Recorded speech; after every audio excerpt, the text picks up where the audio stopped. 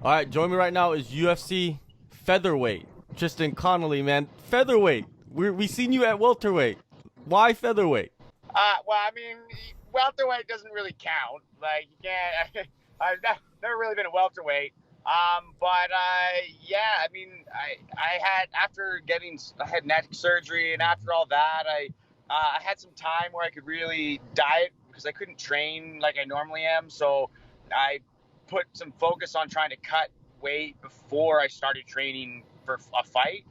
So I started at a lower base point, and I don't know that I'll be able to maintain it long term, but I figure, hey man, it's the UFC. There's a lot of guys cutting a lot of weight. I have an opportunity to try and make a run for it. So I figure let's try one fight. It's not this fight. This fight's going to be fine. It's going to be the next fight. We'll see what happens after this camp. If I start eating a little more and I'm still training really hard, do I start putting a lot of muscle back on, or we got to see how my body responds from there. So it might not be my permanent home, but I think at least for 1-2 fights, I want to see if I can maintain the weight. If I can, I'll keep it going. So it's a bit of an experiment, really. You're 35. At 25, it'd be a different story, right? Because 35, that's Yeah. 10-year difference, and it's a little bit harder. How has it been with the dieting and the restrictions of just eating? It's yeah, it's definitely harder, but I'm a young 35-year-old. Like my first fight wasn't even until I was like 25, I think. So I look at other guys that are like 30 years old, and they are like way worse than me. Like I got no real chronic injuries that are bugging me. I feel really good. I feel better than ever now. Especially in 10 years, I barely took a week off training. And then with my neck injury, I spent so much time dealing with that I really let my whole body heal and everything over a couple months while I was dealing with that. And so when I came back in training, I just hit the ground running, man. And the first month is really hard, obviously, because I don't remember what it was like to not be in shape. And so I came down to Vegas, and everyone was just beating me up. But 3 times a day, every day, I just kept grinding. After a month, I just I caught back up and feel back like a normal self. And for the last 2 months, I've just been going hard every day, and it's I've been feeling great. All right, I want to rewind a little bit. I heard or I remember that you did get in a car accident before your UFC Yeah. debut. A lot of people did not know Yes. that. And you went in there and you had one of the most memorable fights against Michelle Pereira. You were supposed to return in April. That event was canceled due to COVID. So how long after that did you get the surgery? So after that, I'll give a quick rundown. The whole car accident was about a year before the fight. I actually fought 3 times that year. So it was a good year. And after the car accident, I started getting symptoms. I started getting pain down my arm and numbness in my fingers. But I was able to rehab it fairly well. And the doctors, because I was able to rehab it well, because I mean, these things you always attempt rehab before really doing any imaging or anything. And the fact that my symptoms got a lot better, and they seemed to get better with training. Honestly, the more I trained, the better they felt. The doctors like it's probably just bad muscle spasm, pushing on the nerve, and we just kind of carried on. And then so this kept going, and after when the fight with Alex fell through because of COVID, and they came back to Vancouver, and I was in quarantine. Basically, everyone was sitting around for 2 months.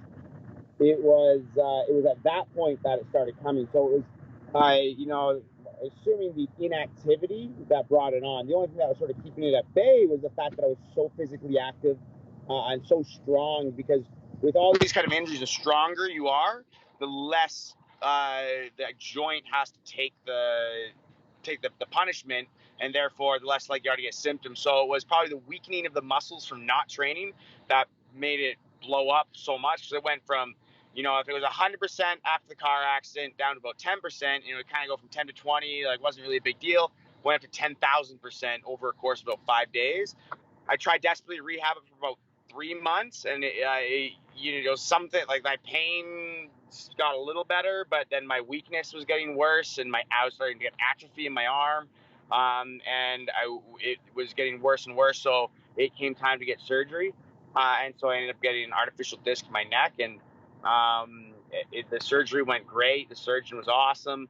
I was cleared to resume contact about 3 months after surgery. I mean, not like 100%, but like to resume getting into some grappling after 3 months, and striking after 4 months, and then going a little harder after 5 months.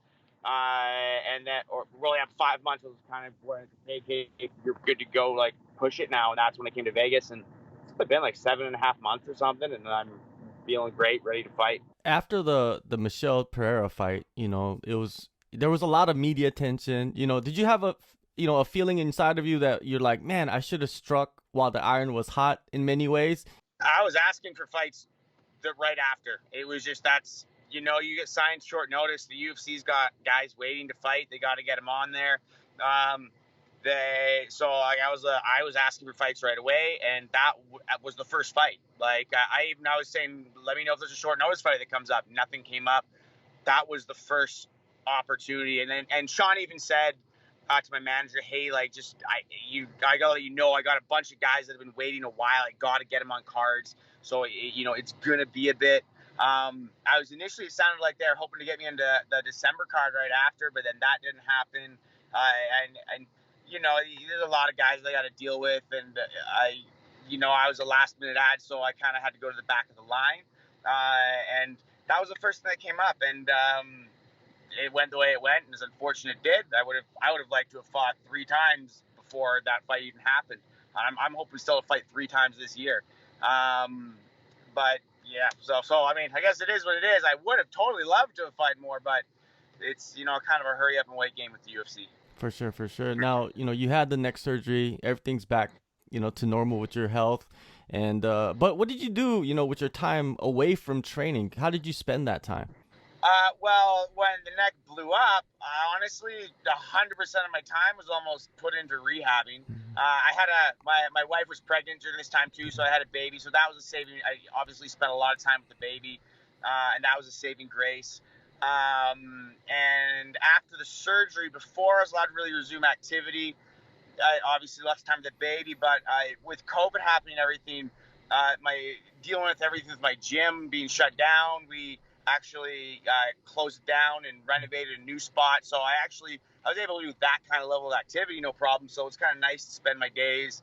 I mean, not nice, it was a lot of work, but I had the time to spend my days really putting work in the gym. So I mean, I didn't really realize at the time, but I spent $20,000, and it was probably $250,000 of the work if I hired people, and I didn't kind of realize that. My buddy is a superintendent, and he's like, man, this would have cost you a fortune if you hired someone. So I learned, and I had friends help me. I learned a lot of stuff. I feel now like I could kind of do a bit of all the trades. Like, not, I mean, there's certain things I wouldn't do alone, but like I kind of learned a lot of the process. So it was kind of cool to learn some new skills. And now my gym back home is awesome. I can't wait for us to be able to open again. We're still closed because of COVID.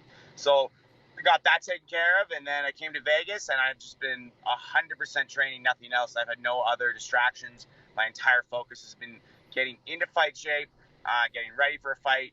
And I mean, this fight's been pretty quick. Like, I've been hoping to get a fight, but I've been, it's not really short notice because I've been training my ass off for the last 3 months. Yeah. You've been in Vegas since the beginning of the year. Where have you been splitting your time there? I spent time at the PI, obviously, is amazing. All the nutritionists, the strength and conditioning coaches, the physical therapy staff, it's amazing there. Everyone there's amazing. All the recovery stuff they have, it's like Disneyland for fighters. It's amazing. And then my main gym is 10th Planet, Vegas, which is run by Casey Halstead. And so I do all my drilling and kind of like my technical training and wrestling training all with him. And then I go spar, we go to Extreme Couture and spar, and I go to Syndicate and spar. And so those are kind of where I split between those 3 gyms and the PI, but I spend most of my time at 10th Planet. Who do you usually spar? Who has been the most beneficial training partners for you? Julian Arosa has been my main guy this whole camp. And I came here when he was in the middle of his camp, and I jumped right into things with him. Me and him are both cardio animals, and both of us have hard times finding people that make us tired. And Julian is absolute monster, man. That he is one of the only people that exhausts me. Like there's no comfortable position with him. Like if you're on top of him, he's on top of you. If you're on your feet, you have to be constantly working. If you stop working, he turns it up, puts it on you, and it's either you're dead or you got to fight back. And it's just there's no opportunity for a break, and that's what I need because. You know, when you're winning all the rounds, or even if or you're getting dominated, even if you're going against bigger guys and they're just dominating you, you don't get that tired because if everything you're doing does nothing, or you're just having an easy time, you're not really pushing yourself. But me and Julian, like even today, we just finished wrestling practice, and you look at our area of the mat, and it looks like someone took a bucket of water and threw it on the mat. You look around the rest of the gym, and it's dry. And it's like that's what it's like every day. Like if we partner with other people, like they're like, "Hey man, slow down!" But we push each other. So he's been the main guy for me this whole time down here, and I'm blessed to have a guy like him. April 24th, UFC 261, a big, massive pay-per-view card in Jacksonville, Florida, man, and you didn't even have to fight in an empty arena. I know. People are like, oh, you can get the first crowd. I'm like, well, it's just normal for me. I don't know. Like, I've always had a crowd. I won't know. I mean, I may still fight in a crowdless arena because it's not like every event will be have a crowd. But I didn't get to know what it was like to fight in no crowd, which, I mean, it would be cool to kind of have experienced it. But at the same time, I would choose this option of to get to fight. I'll fight on the first full crowd card. The energy is going to be crazy. I mean, the card itself is just unreal. There's only one downfall, and the downfall is getting any kind of performance bonus is going to be very difficult on this card. Yeah, definitely. You just hope that all the big fights go to decisions. Yeah. Well, hey, I'm a fight of the night type of fighter. You know, everyone's like, oh, I never want to have a fight of the night. It means I hit. I'm like, I love fight of the night. Like, if I go out and just win every fight right away with a crazy knockout, I'm not going to say no to that. But I train my ass off every day. I put all this work in, and when I have a fast finish, as happy as I am to get it, and I will always take it, there's always a little part of me that's like, oh, all that work, and that was it? Like, oh my God, I didn't even need to train, you know? But when you get like a real war and it's tough, you learn something about yourself. You learn that you can dig deep, and that's part of the thing that I love about this sport. I love getting in there. I love testing myself. I don't want an easy fight. I mean, I do because it's obviously good for my career, good for making money. But like, I don't remember the easy fights. I remember the hard fights. Those are the ones that make you grow. They're the ones that make you learn. They're the ones you look back on. They're the ones when I'm 50, I'm gonna look back and be like, man, yeah, me and that guy, we had a real good scrap. And those are the fights that after the fight, me and that fighter, some of my like harder fights, I still talk to the guys, and like we reminisce about how like whether I won or whether I lost. Like, man, anyway, those are the fights that I fight for. You know, you're coming off a long layoff, and like we mentioned earlier, there's the aspect of you could fight in an empty arena, but you're returning to a full capacity. And it's actually advantageous for you because that's a familiar environment rather than going into the PI or the Apex. Yeah, for sure. It's definitely beneficial for me that I never had that, so I'm going back to the same thing. But at the same time, the way I think about it, I don't pay attention to the crowd. So it doesn't. I